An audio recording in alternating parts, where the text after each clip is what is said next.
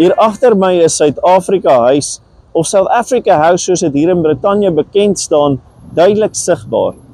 En wat die Suid-Afrikaanse ambassade in Londen so uniek maak, is dat dit op die hoek van Trafalgar Square is aan die oorkant, duidelik sigbaar in die publieke oog.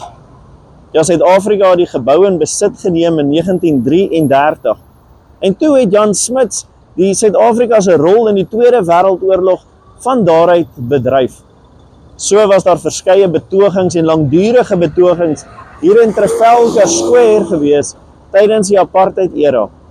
En in 1996 het Nelson Mandela daar van die balkon af Suid-Afrikaners in Brittanje en die Verenigde Koninkryk vanaf gegroet. Welkom by vandag se episode van Reis en Refleksie. Die rol van 'n ambassade of 'n konsulaat is die verantwoordelikheid om die politieke en die sosiale verhoudinge van sy landsburgers in 'n ander land te bestuur en te hanteer. Titus 2 vertel vir jou en my dat ons as Christene wat leef in 'n wêreld waar so min mense God ken, ook 'n verantwoordelikheid het. Ja, ek en jy weet as jonger of ouer mans, jonger of ouer vrouens, selfs as werkers, Titus beskryf dit as slawe, as werkers het ons 'n verantwoordelikheid om so te leef tot eer en verheerliking van God, dat ander sy goedheid, sy verlossing en sy liefde in ons lewens kan raak sien.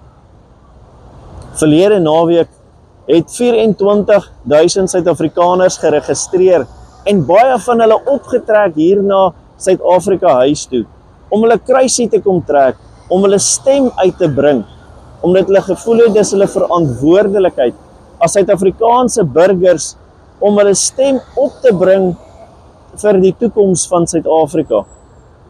Of ek en jy dit wil weet, sien of erken of nie, ons is ambassadeurs van God se koninkryk.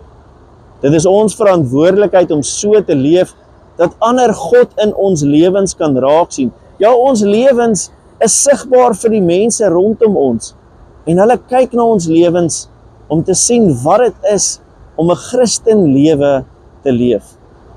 Galasiërs 5 sê daarom vir ons, die vrug van die Gees moet sigbaar wees in dit wat ons doen en leef.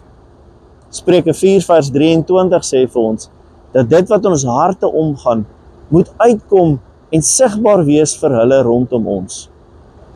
My gebed en my wens vandag, is dat ek en jy as gelowiges ook sal optrek, ons stem sal uitbring, ons verantwoordelikheid sal opneem as ambassadeurs van God se koninkryk, dat ons sal leef tot verheerliking van God, dat mense rondom ons wat hom nie ken nie, sy goedheid, sy genade en sy liefde sal raak sien, en dat hulle sy verlossing vir hulle lewens sal aanvaar.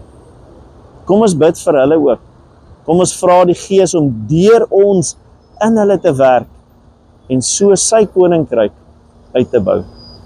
Dankie dat jy vandag ingeskakel het. Ek sien uit om volgende week weer saam met jou te kuier. Totsiens.